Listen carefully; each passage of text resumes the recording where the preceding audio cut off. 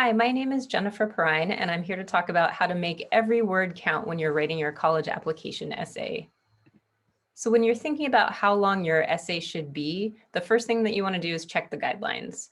So I'm going to use as an example the Common Application because it's used by so many schools, and that has a 650 word limit as a maximum. So if you're applying somewhere else, you might want to check to see if it's a smaller or larger limit on how many words you can use. So using that as an example, it doesn't mean you have to use all 650 words, but you definitely want to try to come close to that. So it should be, in that instance, at least 500 so that you have room to share enough examples and details to show who you are and what matters to you. But you want to make every one of those words count. You don't want to include any fluff or any filler in there.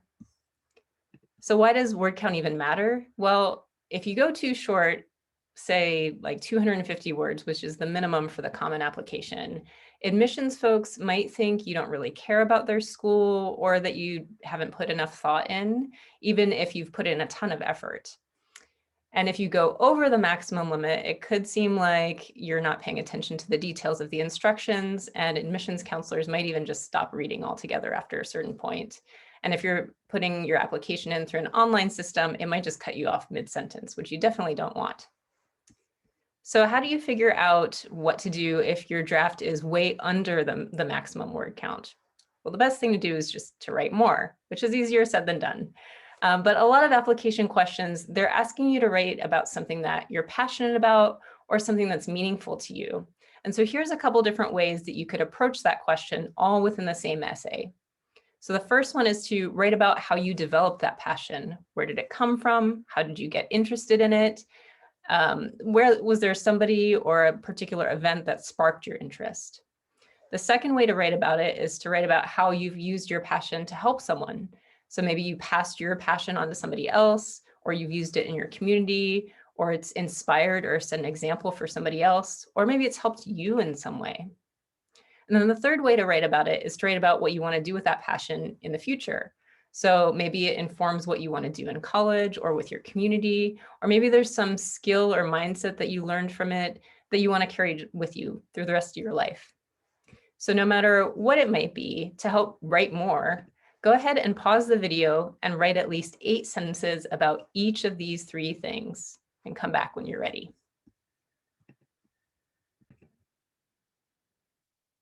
Great, thanks so much for writing. So now you should have plenty of meaningful details that you can include in your essay. And if you've got too many now, you can just pick the ones that show the most about you.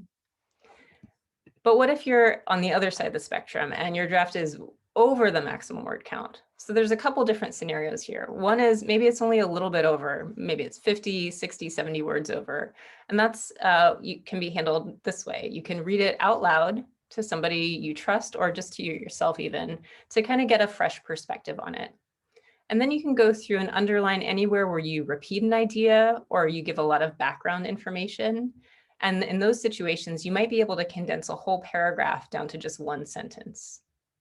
You can also underline anything that feels even a little bit off topic. So anything that moves the focus of the essay away from what you're passionate about or inspired by, and then remove those parts and just smooth out any transitions to keep your essay on track. So if this is the situation you're in, go ahead and pause and try this right now. But maybe your situation is a little bit different. Maybe you're way over the word count, so more than 100 words over where you need to be for that maximum limit. So in that case, maybe you just went a little bit too big and there's a more specific example that you could use instead. So for instance, maybe you're passionate about climate change and you might have written pages about it because it's such a huge issue. But instead, maybe there's just one story that's specific to you that relates to that bigger picture. And you could write that story instead. So to do that, I'd ask you to press pause and highlight just one event or passion or talent that you mentioned in your draft. And then rewrite your essay so that it only focuses on describing that one example, plus maybe some thoughts about why that event or passion or talent is significant to you. Thanks so much for working on your word count. I hope these tips have helped you make the word count work for you. and that it gives you some room to write about all the important details and to edit out anything that doesn't keep those admissions counselors focused entirely on you.